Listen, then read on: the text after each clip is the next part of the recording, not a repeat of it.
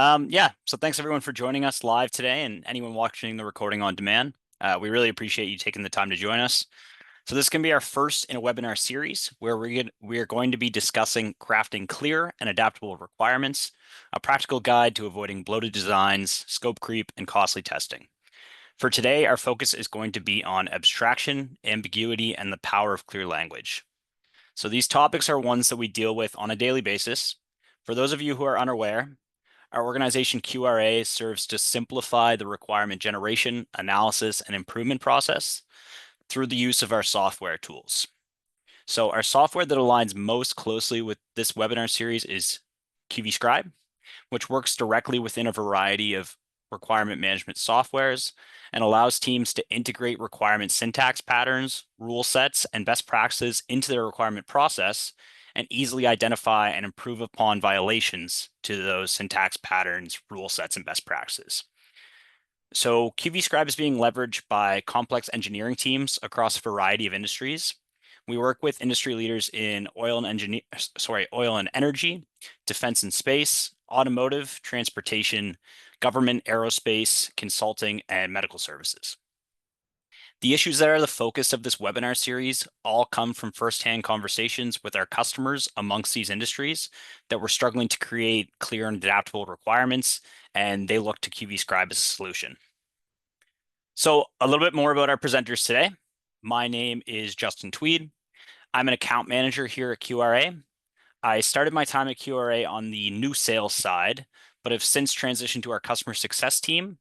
So I help our current customers, throughout the renewal process of QVScribe, and I help them identify different business units internally that could benefit from the use. Coming from the new sales side to the customer success side has allowed me to see a bit of the before and after of what overall process improvements are possible when an organization implements standards and processes to create high quality requirements. My co-host is Morgan Costel. She is our customer success manager. So she works with teams to help them to integrate, train, and ensure the success of QVScribe within their processes. So this allows her to see the progress at the individual level and understand how project leaders and requirement engineers see projects differently, but can find alignment in project success with a well-implemented process. So we'll share our information after the webinar for anyone who has any additional questions that we're not able to get to today, or anyone who's watching this recording afterwards. More than happy to have a conversation related to your team's process, requirements in general, or QVScribe. All right. So for this webinar series, we are going to take a deep dive into how your team can create clear and adaptable requirements. Requirements that can effectively and efficiently guide all relevant project stages and allow for easy management and reuse. To do so, we're going to start by defining the characteristics that must be present to ensure you are creating a good requirement. We will tell a customer story of an instance when these characteristics were missed and the issues that caused, and then discuss how you can work towards a process that ensures these characteristics are known and easily met by all of your engineers. Across the various industries and teams that we work alongside, there are huge ranges of best practices, standards, and rule sets that organizations define and adopt with the goal of creating good requirements.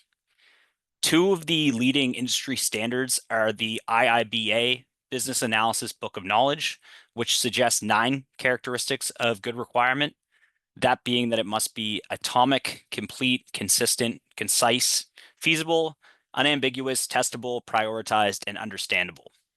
The most common guideline that we see followed among our customer base, and the one that we've leveraged in building the guidelines that are integrated into our software, QVScribe, are those introduced in the International Council on System Engineering, or INCOSE, their guide for writing requirements.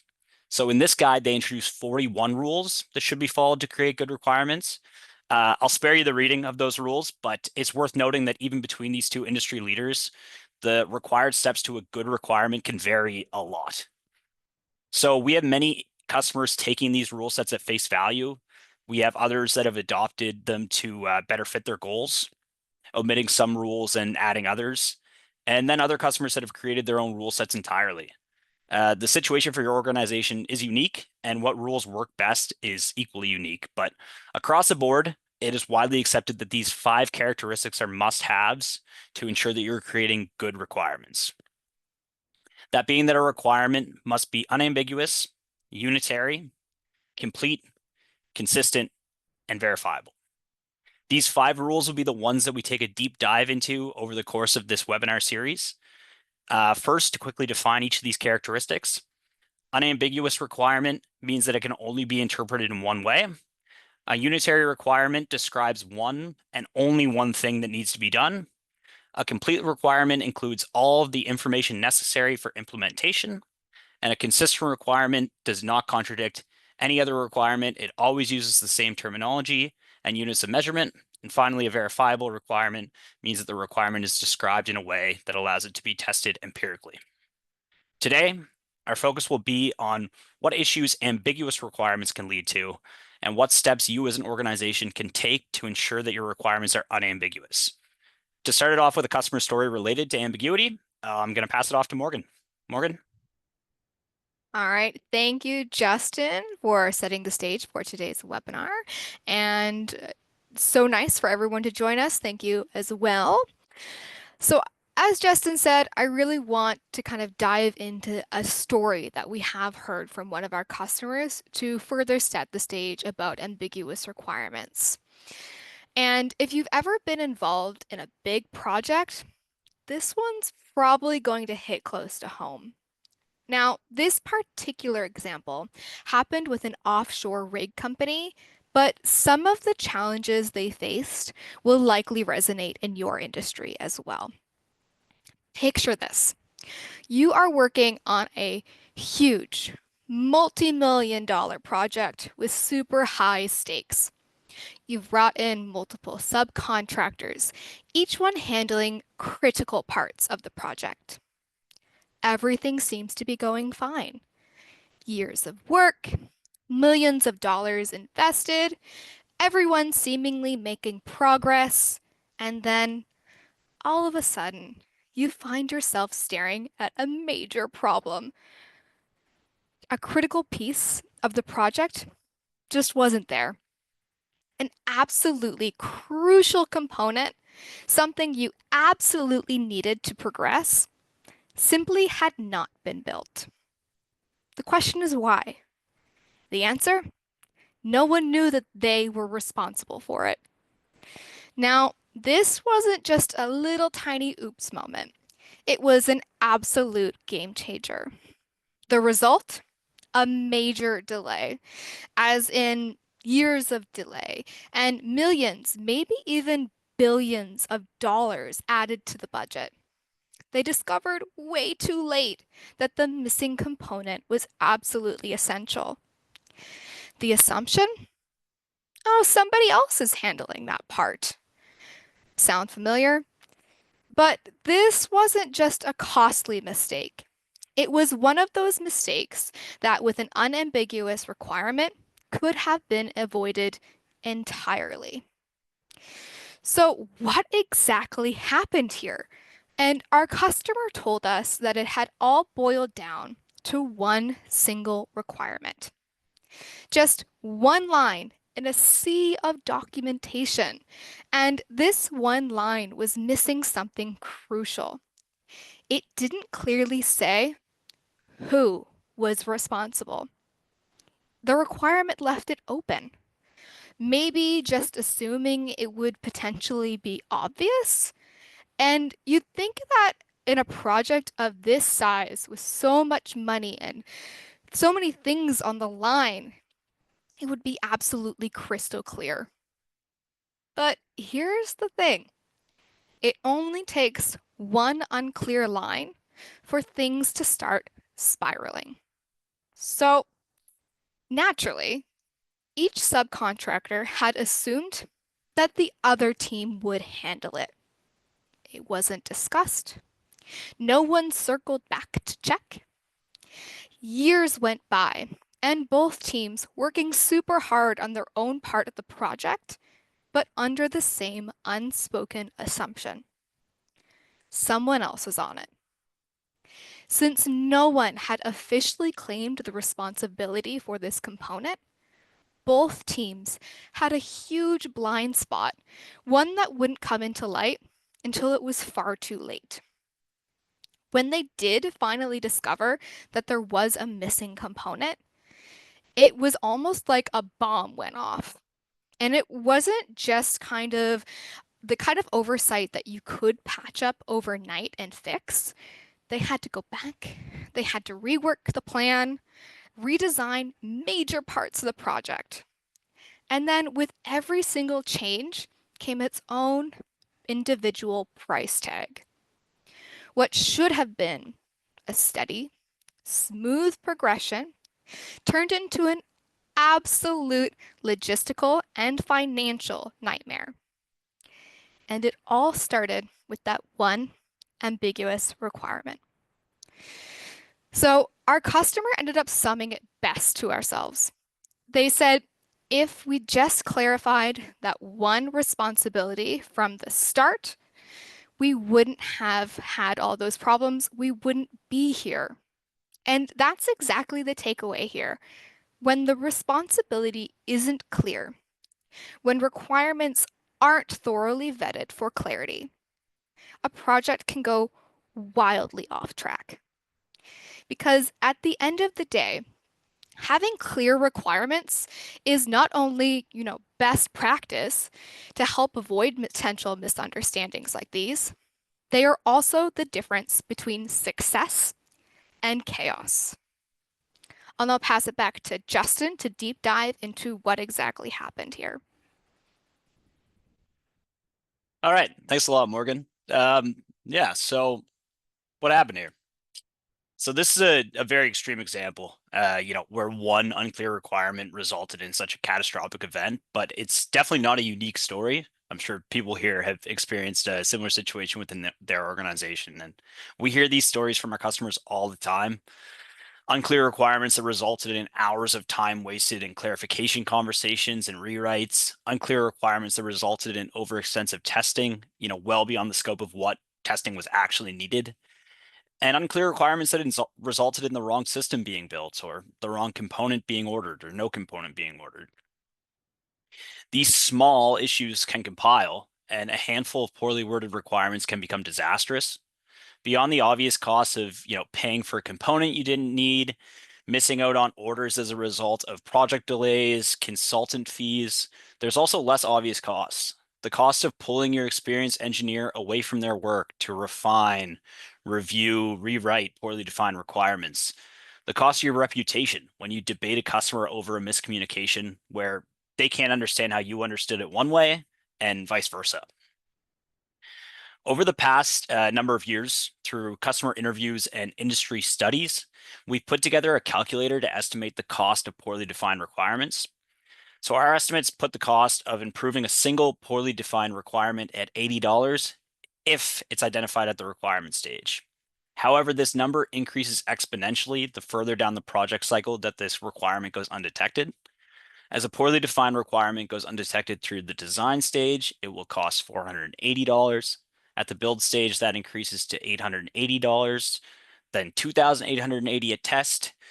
And if not identified until release, then to fix a single poorly defined requirement, it can easily cost your company $7,200. So if anyone is interested in how we get these numbers or interested in taking a look at the requirement cost estimator that we've put together and how it could put a cost on the inaction at your organization, please reach out to us and we'd be happy to share some info.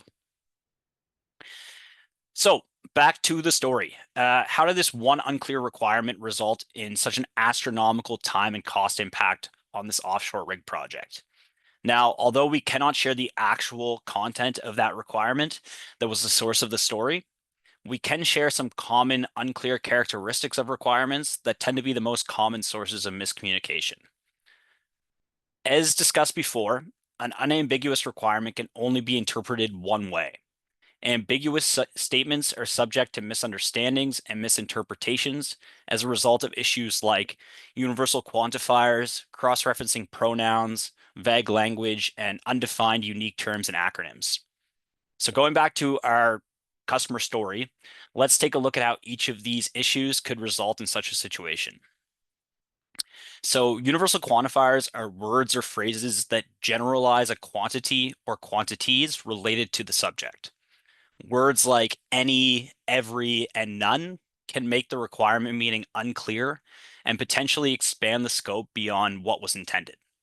It can lead to wasted time by requiring exponentially longer testing periods as all aspects or components need to be tested when a requirement specifies so. Like in Morgan's story, if you received a requirement saying you shall be responsible for any component related to a certain system or a section of a larger project that many teams or organizations are involved in, does that really make the scope of your responsibility clear? Cross-referencing pronouns are words and phrases that reference a person or object without specifying who or what it is. So words like it, this, and they can make it unclear who is responsible for a certain requirement. If a requirement states they shall complete a certain task without clearly identifying who they are, is it evident who's responsible for actioning that requirement? Vague words and phrases are imprecise, unclear, and ambiguous. Saying something must be versatile, saying how a system should behave under normal conditions, or saying a contractor is responsible for all relevant activities. It's unclear in its intent and it's untestable in nature. So, who's responsible for determining what is a relevant activity or what conditions identify that a system is operating outside of normal mode? So a glossary is a great way to add some clarity to vague terminology. If normal mode is a defined mode with clear ranges that the system operates within, that should be defined. So the interpretation is not left up to the reader, the developer, the tester. Assumptions should never be made that widely used terminology or acronyms are widely understood. People come from various backgrounds. Terminology and acronyms can change meanings dramatically. So by defining terms, clearly identifying when a term has an associated definition, and providing easy access to a glossary, these issues can be largely avoided. Morgan's going to touch a little bit more on how you can avoid these issues. Thanks, Justin. So, most teams already have some sort of a process in place to address these issues of universal quantifiers, cross-referencing pronouns, and vague words, but it is usually a manual review. And here's the problem. Manual reviews are slow, repetitive, and they're prone to human error. Engineers are pulled away from their primary tasks, spending hours or even days sifting through requirements. And when you're working with hundreds or maybe even thousands of requirements across a team with varying levels of experience, things can easily slip through the cracks. Whether it's inconsistent phrasing, missing details, or just sheer volume, the complexity can easily overwhelm even the best teams. What does this lead to? Missed inconsistencies, uh, sorry, missed inconsistencies, all kinds of rework. These issues can just ripple through a project and cause that chaos we've talked about. Everything we've talked about so far today can be a result of missed ambiguous requirements. And it's a frustrating, time-consuming process that can drain the resources and also just introduce all sorts of risk. And luckily, that's where QV Scribe comes in. So QV Scribe is designed to automate the process of analyzing and improving your requirements through the following: clarity and consistency. So QV Scribe uses advanced natural language processing to identify clear, unclear, inconsistent, or incomplete requirements. It flags ambiguities and then provides guidance on how to rewrite the requirements to meet best practices. Time savings. So, what used to take hours, that manual review, can now potentially take minutes. QV Scribe quickly analyzes requirements for quality issues, saving your engineers valuable time so that they can focus on design and innovation. Standardization across teams. Whether your team includes senior engineers or maybe newcomers, fresh graduates, QB Scribe ensures that everyone is held to that same high standard. The configurations, including glossary of defined terms, helps to create consistency no matter the level of expertise. Scalability. So as your projects grow more and more complex over time, QB Scribe can help scale with you. It can process and review hundreds of requirements efficiently, ensuring that nothing is overlooked. Confidence in quality. So QBScribe also helps align your requirements with industry standards and best practices through those custom configurations of rule sets. With QBScribe, you don't just save time, you also improve the overall quality of your requirements. You move faster to that yes and make decisions with confidence, knowing that every single one of your requirements has been thoroughly reviewed and refined. And how does it do this? So QBScribe has three main features: the quality analysis, consistency analysis, and similarity analysis that help touch on some of the common pitfalls within requirements. So quality analysis helps check for unclear or not testable requirements. Consistency analysis helps look for potential uncontrolled terms or improper units. Similarity analysis helps look for those potential duplications and contradictions. We'll be taking a look at some of these features in future episodes of this series, but today we'll primarily be focusing on the quality analysis at the individual level and consistency analysis of terms. The next slide, just quickly there, Justin. Awesome. All right. So just quickly before we move into a demo today, we do have a couple of integrations for QVScribe. So QVScribe works in Microsoft Office, Excel, and Word, Polarian, Jama, and Doors Next Generation. For today, we will be taking a look at Polarian, and I will be stealing the screen from Justin.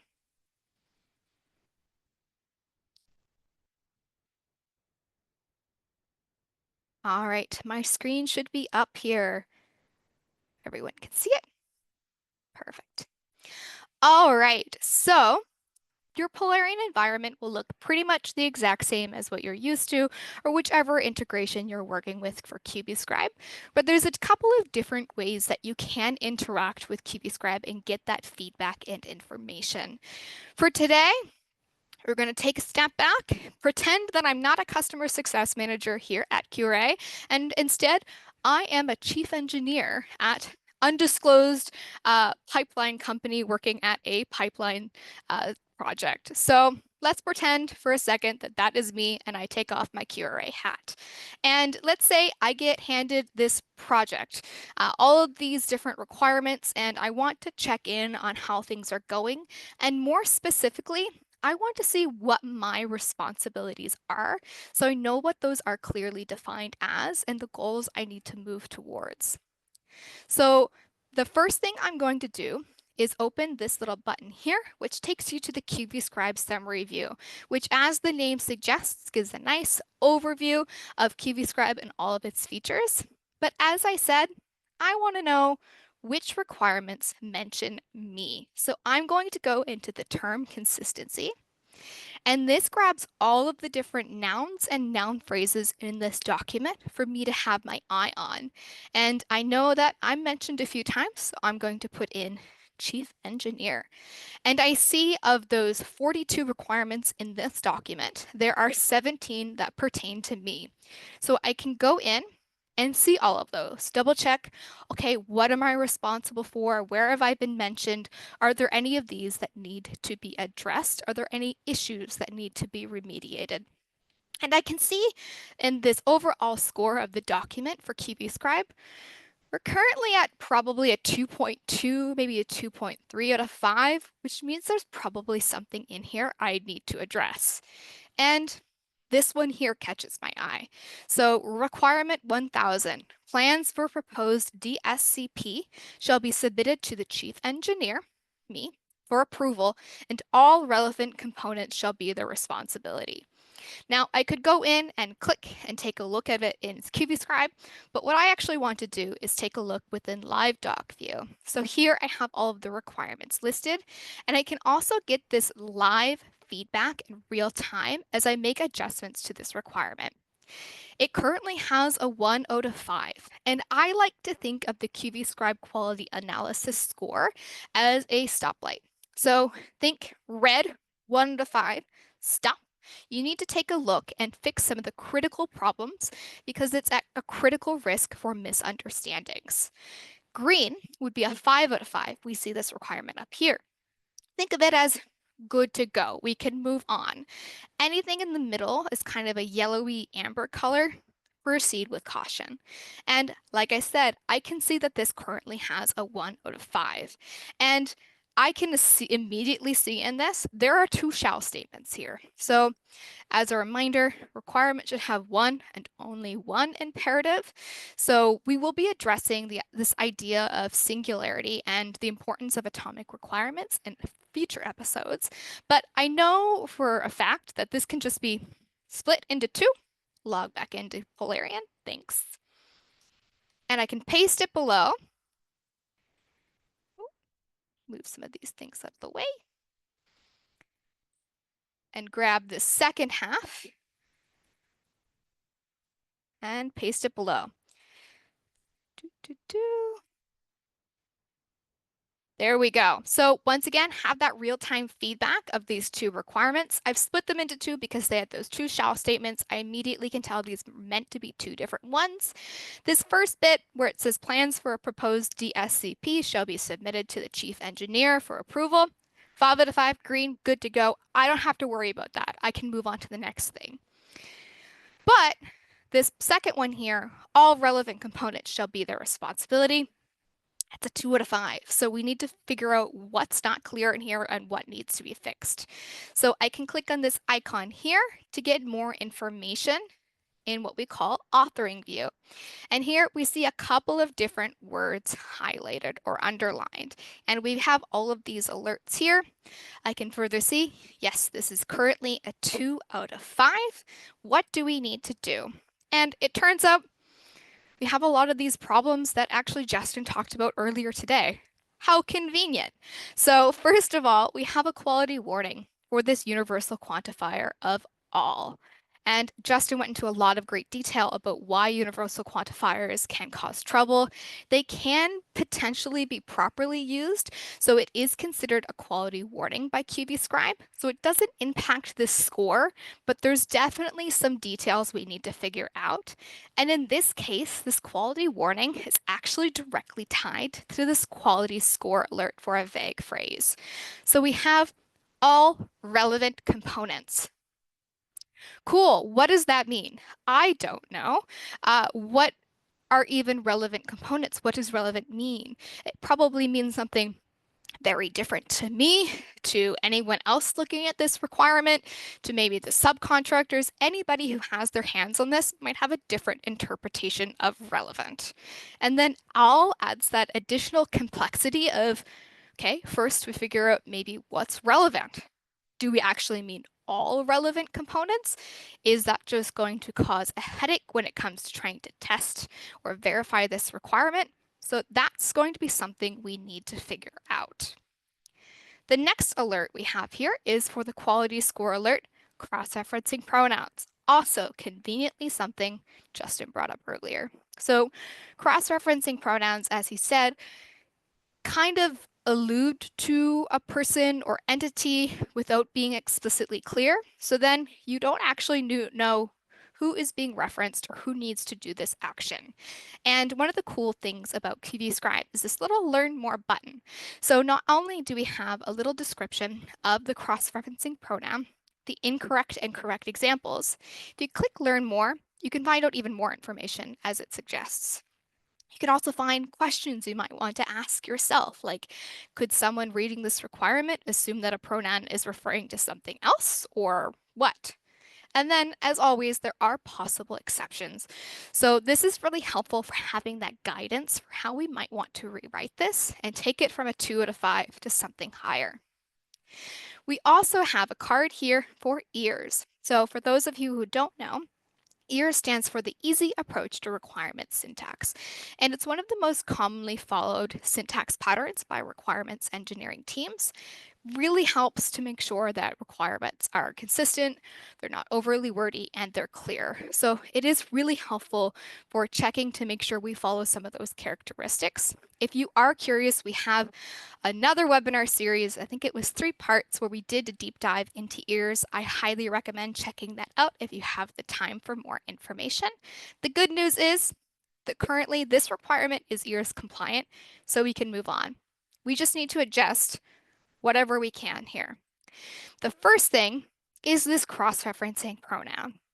So it turns out it's actually my responsibility. So I'm going to put the chief engineer's responsibility. And that'll take a second to update. And what will actually happen here is that now chief engineer is underlined in green. And this is because in QVScribe, it is set as a glossary term. So everyone has a clear understanding of the chief engineer, who they are, and what they're responsible for. So that's great. This has gone from a 2 out of 5 to a 3 out of 5. We can move on. The next is that piece of all relevant. And you know what? I don't currently know what that is. I can't make that adjustment. So I'm going to have to bring this to my team to get more clarity on what this means. But the great thing is that QVScribe has brought it to your attention. We have fixed what we could, and now we can bring this into a meeting with the relevant parties to make sure it is fixed quickly. So we clearly understand the scope of this requirement so we can actually meet what we need to.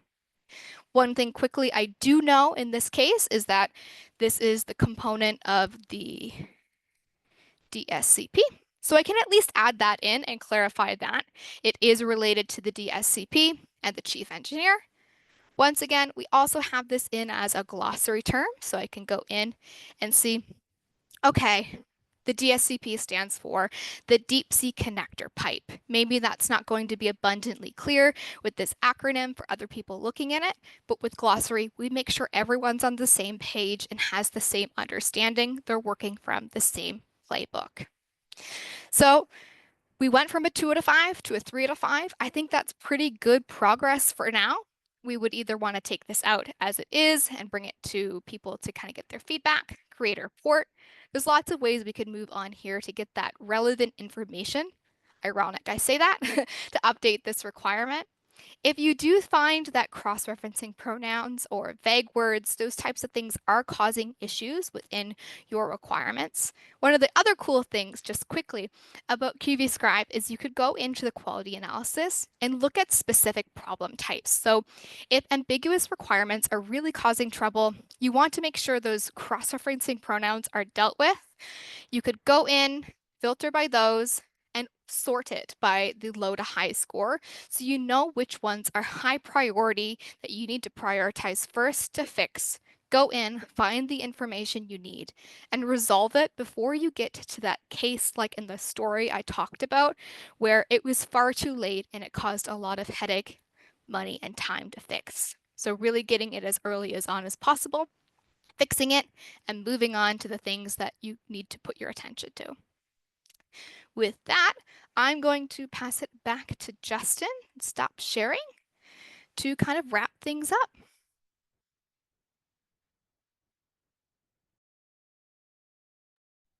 There I am. Okay, awesome. Thanks again, Morgan. Yeah, so that's QVScribe, a feature of it anyway. As Morgan explained there, these are things that can certainly be done manually, and we work with many people that are doing it manually, but there's better ways to do things. So anyway, if it's a conversation you're interested in having, let us know. But that's not the point of today. Today we're talking about ambiguity. So to summarize kind of what we touched on today, ambiguous requirements can have disastrous impacts on projects. So taking the additional time and effort to focus on ensuring that your requirements are free of issues like universal quantifiers, cross-referencing pronouns, and vague words can save days or even years of extra labor down the road, as well as thousands or even millions of dollars.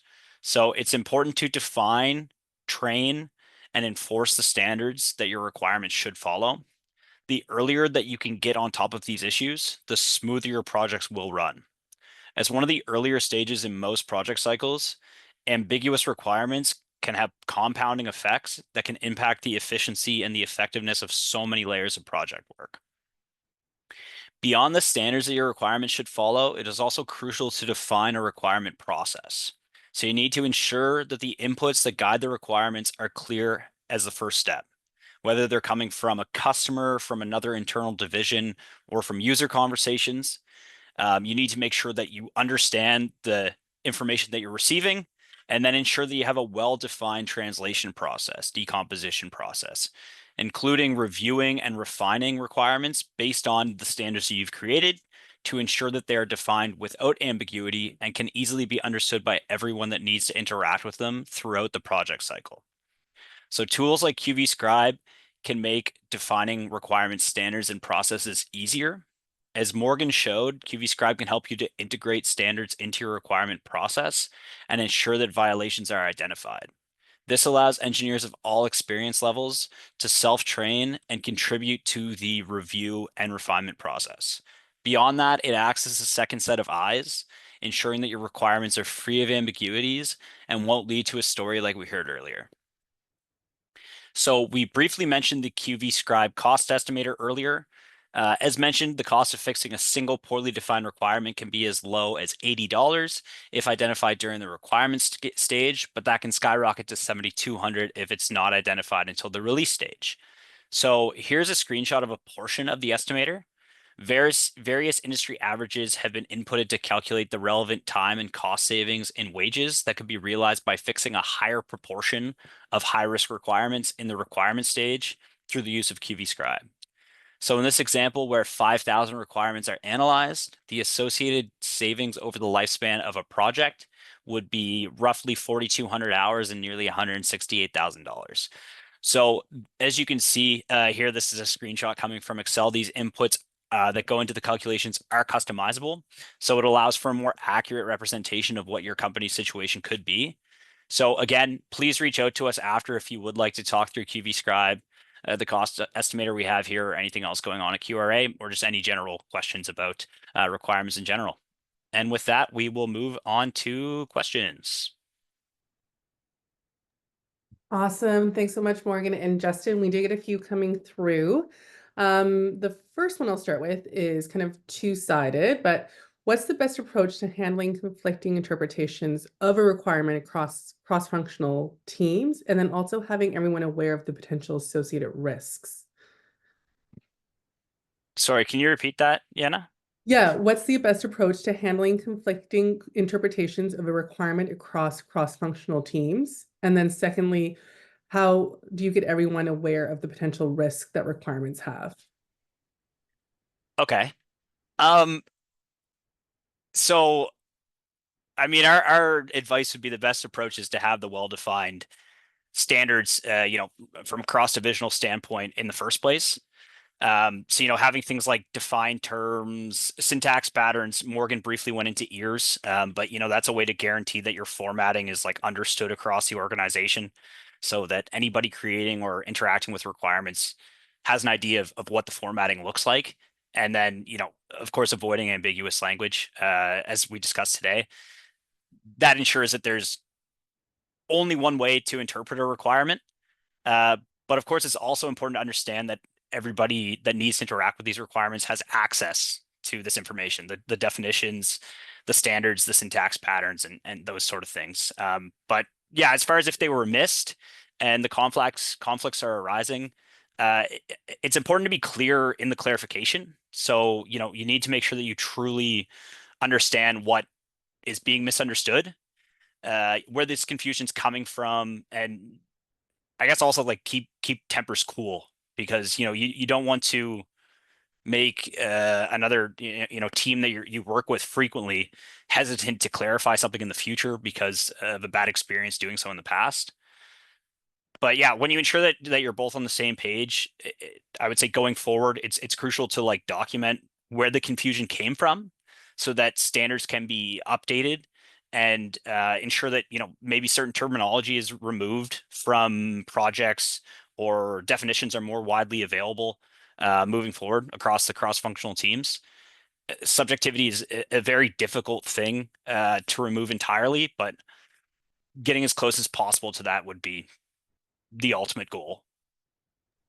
Yeah, and I'll just something to add there. Sorry, Justin. I think there was a piece on like awareness and making sure that people understand what could happen as a result. I would like to add that I think storytelling is a powerful tool. Obviously, I like telling stories. I think it gives across a good example of kind of the impact of certain things, like the one from this webinar. And it really, I find it resonates a bit better than more abstract concepts.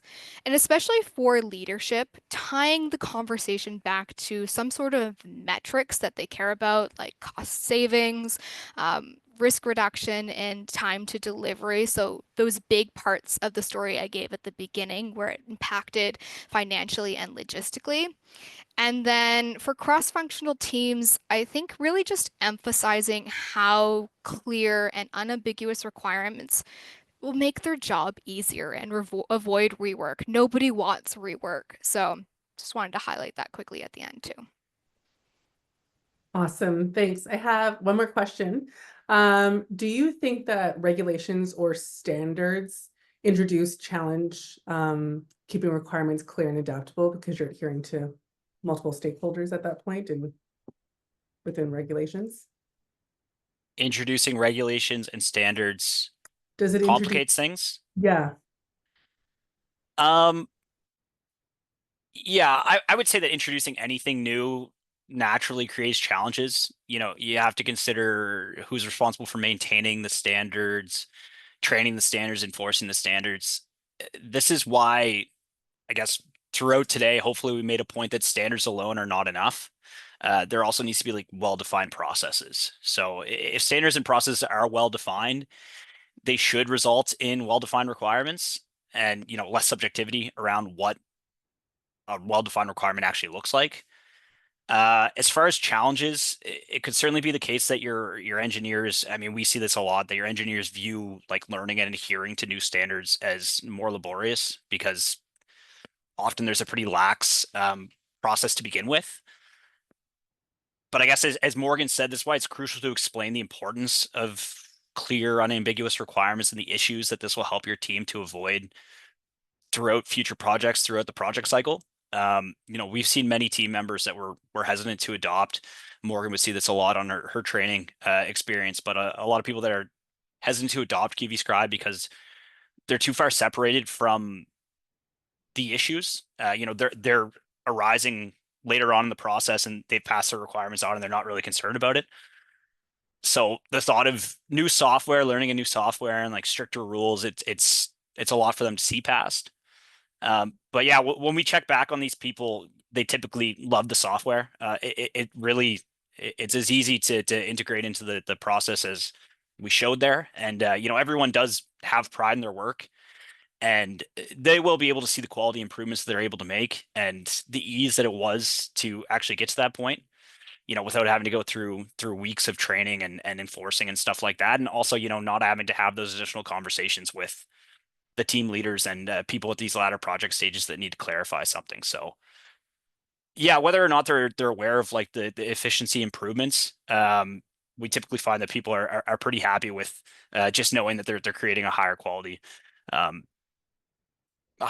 document. So I would say that yes, there can be additional challenges, but the prioritization is to do that little bit of additional work up front so that those huge issues don't arise in the future. Awesome. Well, I think that's it, unless there's any last minute questions that pop up. No, it doesn't look like it. Of course, if there are any questions that come through, please reach out to Justin or Morgan. And we're excited to have you for the second part of this webinar series in the new year. Wishing everyone a happy holiday. Thanks, guys.